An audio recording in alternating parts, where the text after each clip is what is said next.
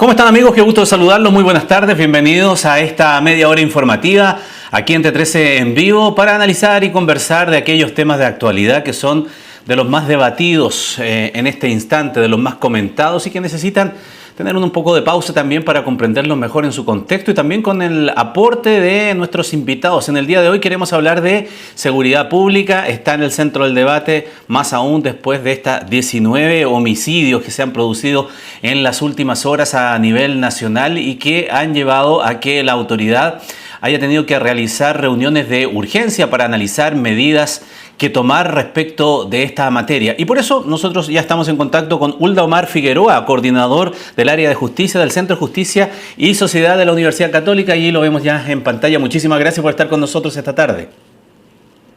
Gracias a ti, Ramón, por la invitación.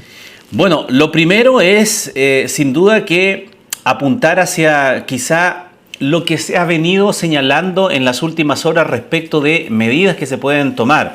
Tal vez podemos ir con alguna de aquellas, pero quisiera partir primero con la respuesta que tiene que dar la autoridad sobre esta materia, cuando en el día de hoy, después de la reunión de seguridad, se dan cuenta de una serie de medidas que básicamente han recibido algunas críticas porque para muchos significan solamente más de lo mismo. De hecho, son reforzamiento de algunas medidas que ya se han adoptado en el último tiempo, como tareas conjuntas o como, por ejemplo, el compromiso de colocar más carabineros en las calles y especialmente focalizados en la región metropolitana. ¿Cuál es el primer acercamiento que tiene sobre esta materia?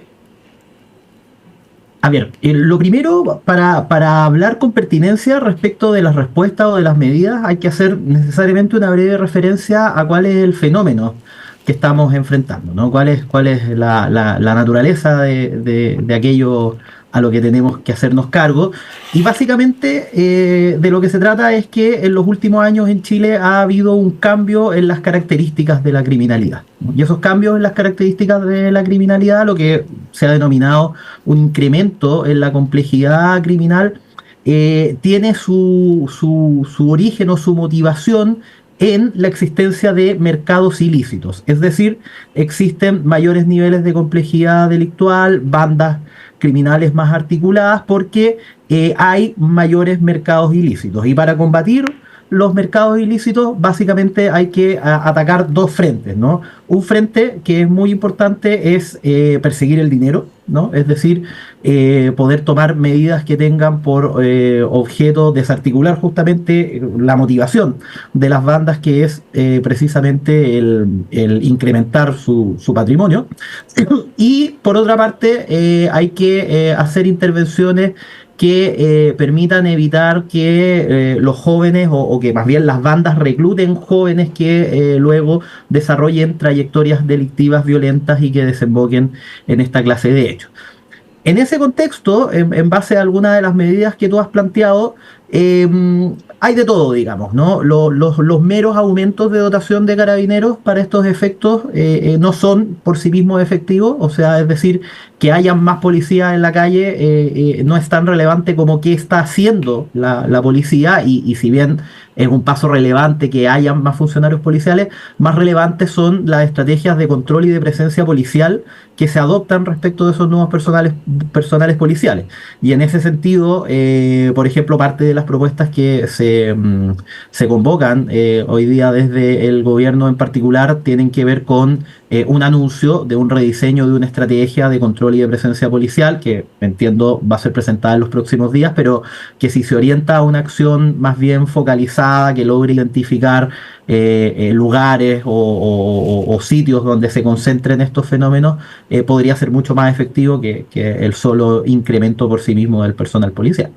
Ahora, la focalización debe entenderse, a tu juicio, desde un punto de vista más macro o desde un punto de vista solamente territorial. Lo digo porque, por ejemplo, ante los hechos que han ocurrido, uno se va a las cifras que el mismo gobierno trata de demostrar también para decir en lo que se está trabajando y los resultados que se ha tenido. Y sobre esa materia, los últimos datos comparativos, oficiales y consolidados del 23 respecto del 22, demuestran un descenso precisamente en este tipo de delitos, en los homicidios a nivel país, en un 6%. Sin embargo, si vamos ahora a lo que sucede en la región metropolitana, esto ha aumentado en la región metropolitana y es donde se concentra el 40% de los delitos más graves de estos homicidios, digamos. Entonces, el hecho de que digan, ok, de los 700 y tantos carabineros que van a egresar ahora a mediados de año, 500 se quedan en Santiago, ¿es eso estrategia de focalización, por ejemplo? A ver, respecto del dato que tú acabas de mencionar, nosotros en un estudio que hicimos el año pasado en el Centro de Estudios Justicia y Sociedad UC, relevamos precisamente esto que tú mencionas, que la incidencia de los homicidios en el territorio nacional varía, ¿no? Y se concentra evidentemente en la región metropolitana, en algunas regiones del norte del país y en regiones con grandes focos urbanos, Concepción, Valparaíso, fundamentalmente. Y eso coincide con que luego de la implementación de algunas estrategias que la experiencia internacional muestran ser eficaces para hacer frente a este tipo de cuestiones, y estoy pensando en particular, por una parte, en la implementación de los equipos ECO por parte del Ministerio Público, que entregan una respuesta mucho más temprana y mucho más eficaz para aumentar las probabilidades de captura de quienes cometen estos hechos, entre otras estrategias. Se puede constatar, o se ha podido constatar una disminución en regiones distintas de la región metropolitana, no así en la región metropolitana. Ahora, ese dato en alguna medida es explicable porque la región metropolitana, un centro urbano, como tú bien mencionaste, el principal centro urbano del país, concentra casi el 40% de la población, es una zona territorialmente mucho más compleja, y uno esperaría que los resultados tardaran quizás un poco más de tiempo en visualizarse, y en definitiva un poco el llamado posiblemente sea a actuar con cautela al momento de reorientar las estrategias. Hay algunas estrategias que se han venido tomando en una dirección correcta, que han mostrado algunos frutos positivos y claro, evidentemente que siempre genera conmoción hechos como los que presenciamos este fin de semana, pero el llamado a las autoridades fundamentalmente es a la acción, digamos. Evidentemente esto tiene que movilizar a la acción y a reforzar algunas de las cuestiones que han mostrado ser efectivas, más que empezar, digamos, a improvisar o quizás a plantear estrategias que no necesariamente son tan eficaces para combatir esta clase de situaciones.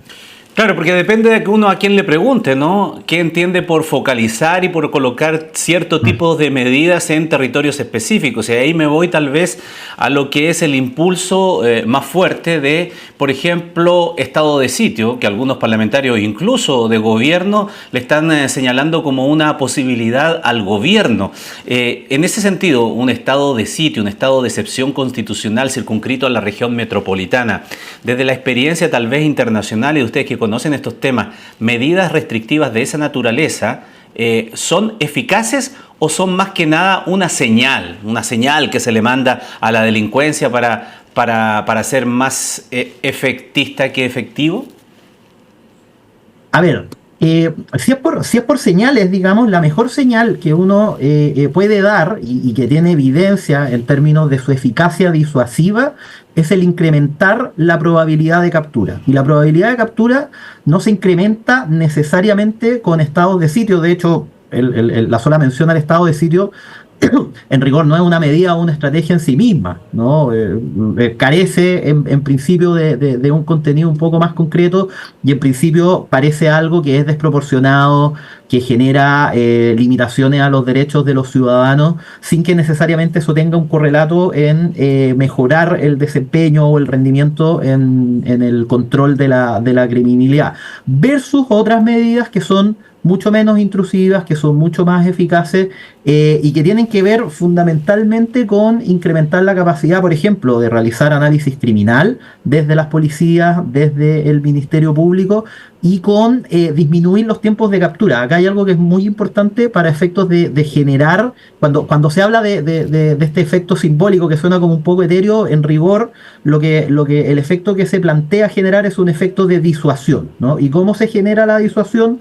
en la experiencia comparada, se genera disminuyendo, por ejemplo, las tasas de casos con imputado desconocido, disminuyendo las tasas de casos que se archivan, que son todas cosas que en definitiva tienen en común que las policías y el Ministerio Público logran dar en tiempos razonables, en tiempos próximos, con las personas responsables de los delitos. O sea, acá lo que no puede pasar en definitiva es que se cometa un delito y no sepamos en definitiva quiénes fueron los responsables, y la inversión pasa en ese tipo de medidas y no en otras que se han tomado en el pasado como o que se han planteado tomar en el pasado, como estado de sitio o como reformas legales que simplemente aumentan las penas pero no dan de mayor capacidad a las instituciones, ¿no? Ese tipo de cosas no son efectivas. El camino tiene que ir por aumentar la probabilidad de captura de quienes cometen esta clase de hechos. Solo para terminar, porque me queda muy poco tiempo, pero en ese sentido, por ejemplo, si llevamos al caso de estos dos situaciones que han ocurrido durante el fin de semana, la más violenta y de crimen múltiple, ya hay detenido, está el curso de la investigación, está buena parte de ellos identificado, entonces uno podría decir la respuesta ha sido eficaz. El problema es que la sensación que queda con la cantidad de muertos y todo aquello es que, ok, alguien puede decir, está bien que los pillen, está bien que los encuentren, veremos qué hace la justicia después con ellos, pero la idea es que no ocurran estos hechos, porque generan toda esta sensación. Entonces ahí queda como uno medio atrapado.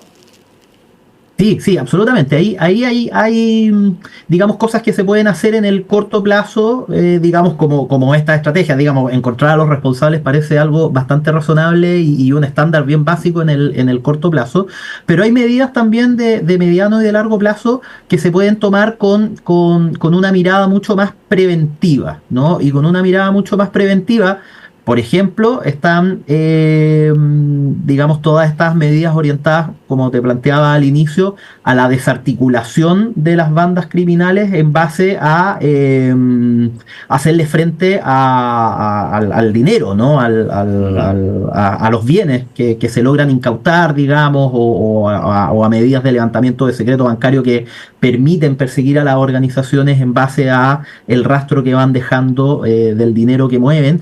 Pero también, y ahí hay un elemento bastante importante que en el informe del año pasado de Justicia y Sociedad nosotros relevamos, que tiene que ver con la proliferación del poder de fuego o de las armas, digamos.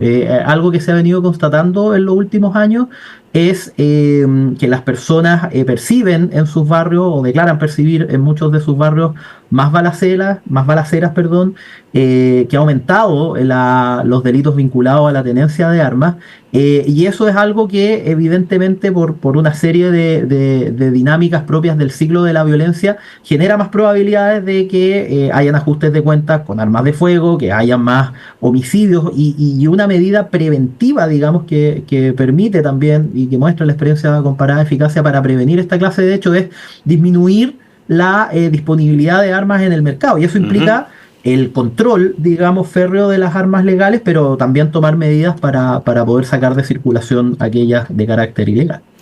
Hulda Omar Figueroa, coordinador del área justicia del Centro Justicia y Sociedad de la UC, gracias por estos minutos de conversación con nosotros aquí en T3 en Vivo. Gracias a ti, Ramón. Buenas noches y gracias por invitarnos a hablar de este importante tema. Nos vemos, estamos en contacto.